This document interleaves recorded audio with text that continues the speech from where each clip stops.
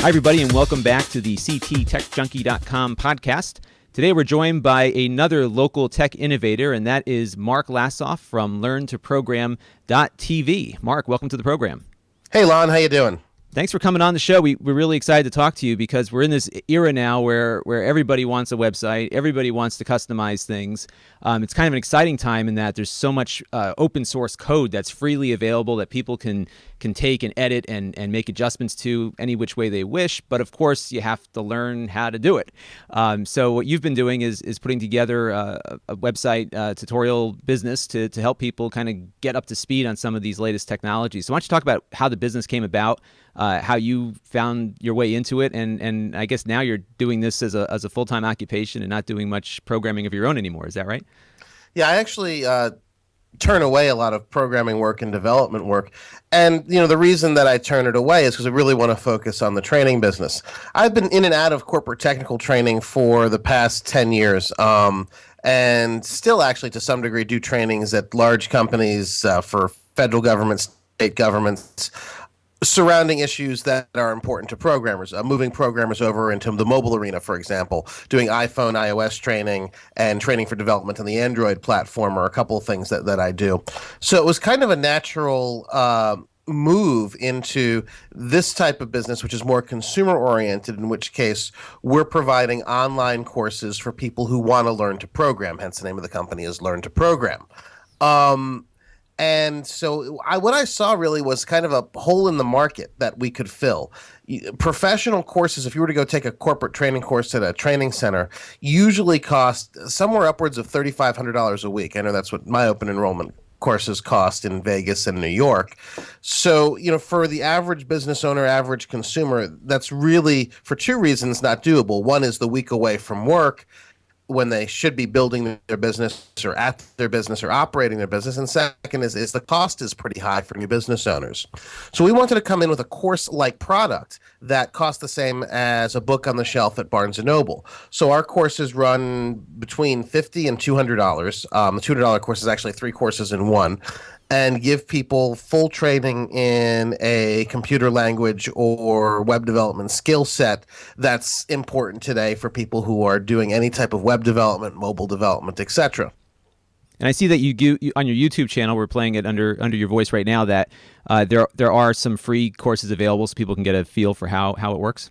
Yeah, we believe that everything shouldn't cost some money. You should be able to get some training on your own, and we want to provide quality training for free on YouTube. But two, we find that it whets people's appetite, and that YouTube becomes a good source of business for us as people arrive from YouTube onto our website or onto one of our other web properties.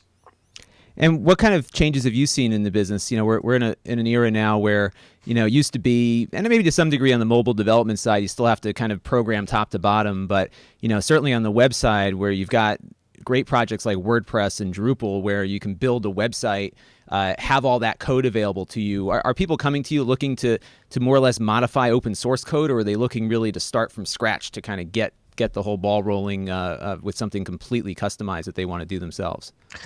I think it's some of both. A lot of the people come to us because they want to learn to program. They want to have the basic hands-on skills to do anything they want. And it's still important to have those skills within the context of WordPress or Joomla or something like that. Because if you're going to manipulate the content on the page, understand the whole WordPress approach to managing your documents and managing your website, you've still got to understand the basic skills of HTML, CSS, and JavaScript. And actually, those are our most popular courses. So some of our students do use those skills and go on to use WordPress or some other content management system. And then some others will use the skills directly and just hand code sites and web applications. And how did you start the business? You're in Vernon, Connecticut, so not considered the Silicon Valley of Vernon, Connecticut. Right, beautiful Vernon, Connecticut, home of one of the best delis in the state, if I'm not mistaken.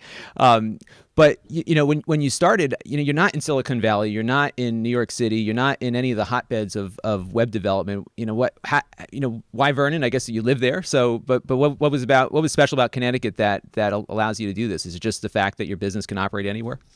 Right. I mean, the business could operate anywhere. I mean, I lived in Austin, Texas, which is one of the hotbeds of development for around 15 years. I went to school there as well. And, I worked for large IT service providers. I worked for a Fortune 500 in Austin. So, I've kind of been there, done that. And one thing Austin has that's nice is a very supportive tech entrepreneurial community, which is great when you are first starting out. But, I'm fond of saying it's not my first rodeo. And I've got an adorable niece and nephew and loads of lifetime friends here. I grew up in Trumbull and Westport. So, coming back to Connecticut and coming to the Hartford area seemed very, very natural for me because this feels and more like home. When I lived in Texas, I always was fond of saying I felt, more comfortable in a room full of strangers in LaGuardia Airport than a room full of friends in Texas. It's home and it's where I choose to be. And Connecticut is, I think, a good place to start a business. I found a number of advantages here. And what are those advantages? I think first and foremost is the quality of potential employees. We are bringing on another full-time employee. We've already got one and a couple of contract employees.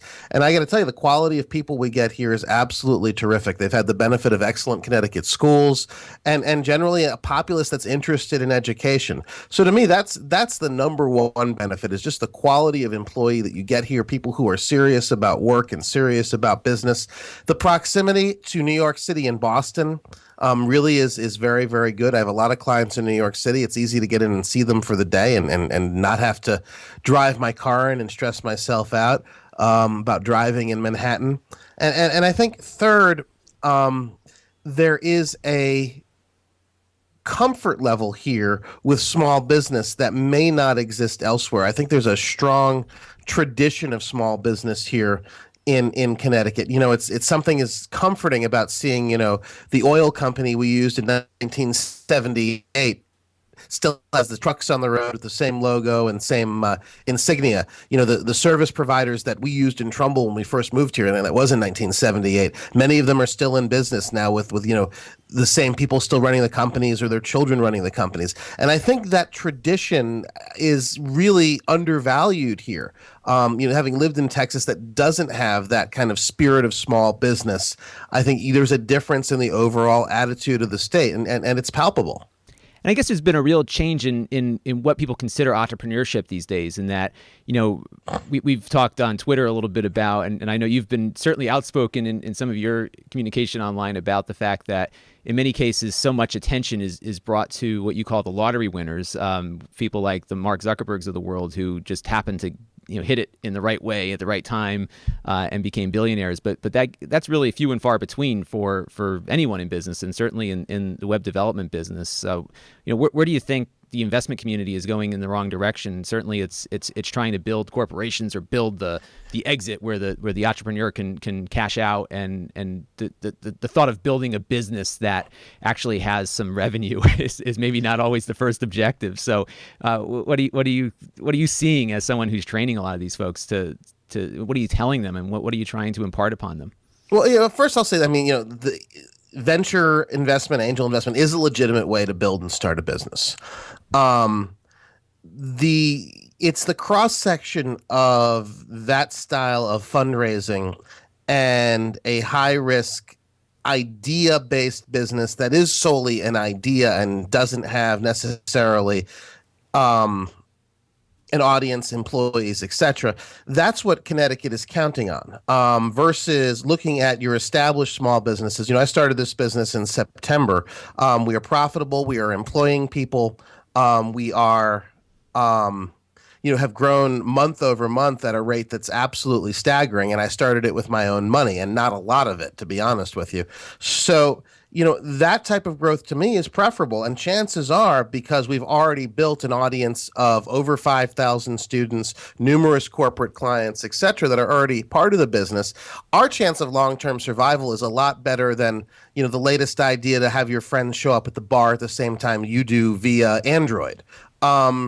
But Connecticut is betting on the latter. They're betting on the fact that we can establish some very high growth venture backed businesses here that will eventually employ a lot of people. That's great if we do. Chances are, though, it's not going to happen. There are only so many success stories of the latest business being purchased by, Facebook for $1 billion.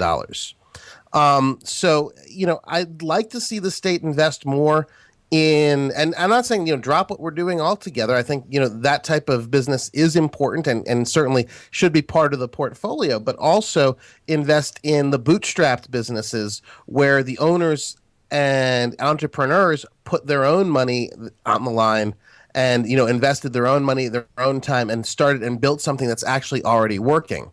My main gripe is that these startups, which are something just occasionally, just an idea and sometimes just a bad idea, are getting access to these innovation centers, which provide all sorts of in-kind resources that may not be available to a business like mine because we don't have necessarily a business plan for high growth and venture investment. So we don't have access to that, yet we're already contributing to the state tax-wise and job-wise, but we get left out. Now, there are resources for small businesses like mine, but not the type of investment that the state is putting into these venture-backed businesses with these innovation centers, et cetera. So I find it a little frustrating because there's more than one way to start a business, and I'm a big believer in bootstrapping. I heard years ago at a talk that was given by 3 successful entrepreneurs in Austin, one of whom had started the Sound Blaster company, one of whom had started a company that cloned Macs. All 3 had successful exits from their companies. And he said, they were all working now on the venture side, the funding side. And they said, when you are an entrepreneur, the one thing you should keep in mind about investors is many of them feel like it's never too early to fire the founder. Well, good luck firing me. I own 95% of this business, so it just ain't going to happen. I keep my business and keep the profitability with relatively little risk. I think I have the perfect business that the state could provide in-kind resources to versus, something that's just kind of an idea for an application that, might take off on iPhone, but, in reality probably won't. And what kind of advice do you give to people? Because obviously you're providing some training for people that maybe have that next big idea. We certainly hear from a lot of people with ideas about some app that they think could change the world, and most of the time they don't, just because there's so many people with competing interests out there. Say people come to you and say, "Hey, Mark, I got the best idea ever. I just bought your training videos. I'm going to your boot camp in Las Vegas to learn how to get my programming skills honed." What advice do you have for people that are starting businesses? I mean, should they give away their whole company? Like I think of Dropbox, where the guy owns maybe 20% of his company now, right? Yet he still shows up to work for 18 hours a day. What do you say to people? And I mean, is it looking at an idea that maybe is not so social networky and looking at something a little bit more sustainable? What do you suggest people do? I suggest people with a programming background, really, technical co-founders are at a premium. If you are on the programming side, I would suggest, partnering with someone with the business acumen. I think the most important thing for people who have a good idea that has potential is to make sure they've got a team in place that can both execute technically and execute on the business side. And usually that's not the same person. So if you're the person with a good idea and tech experience, find someone with an experience, with the experience on the business side and fundraising. And prepare for the ride, belt yourself in. I happen to think a lot of the current system that we have is, presentation skills and luck. A lot of venture investors will talk about, I invested based on some type of gut feeling. So you've got to have someone on your team who's able to render that gut feeling among investors. As far as ideas, it's really impossible to tell what's going to take off next. Some ideas, look, are fly. If you want to know if an idea is bad, just ask me. I'll tell you. There's a lot of full service. You get the honest assessment, right? If they come to you with the next greatest thing, if it isn't the next greatest thing, you're going to tell them, right? Right. Yeah. Stop asking the people who love you and start asking people who don't care about you. Your mother is going to tell you it's a good idea in all likelihood. I'm not. There's a lot of groups out there for people with potential entrepreneurial ideas, and some of them are more honest than others. Some of them will flat out tell you that's awful. And some of them, if you think your idea is good, will provide resources, support, connections, etc. I can tell you one thing: if you have to describe your idea in terms of something that's already running, it's probably not a good idea. For example, if you have to describe your idea as the Facebook for realtors or something, or if you're describing in terms of an already successful website or web property, it's probably not that original, probably not that good. The LinkedIn for this or something. Those ideas almost never pan out. Right, because that space is completely saturated. So I say to people too that you're not going to be the next Facebook, you're not going to be the next Google. So find something that interfaces with those ecosystems as opposed to trying to recreate the wheel, because it's just not going to happen at this stage. And what's wrong, Lon, with building a business that maybe employs 20, 30 people, that's sustainable? You can make a lot of money with a small business, and own 100% of it, not be not be at the beck and call of investment groups or co-owners or anything along those lines. That's a very, very good business model. There's a lot of people living in very nice homes in Connecticut who own small businesses that, started by themselves or started with two people that have just grown into a very sustainable, good-sized business. And, that's Connecticut's one of Connecticut's biggest employment sectors, I believe, is small businesses like that don't employ a lot of people. And that's really where our state can see some growth if we were to continue to invest in what we've been good at, which is in growing these small, even family-owned businesses, but some of which have yielded, a great deal of revenue for the number of employees that they have. Well, Mark, thank you for joining us today. And it sounds like your business is already off and running, and you're hiring, and you're training people. You're keeping yourself busy. I know we've had between both of our busy schedules a hard time getting this interview set up, and I'm glad we finally got around to doing it. If people want to learn more about what you do, where can they find you?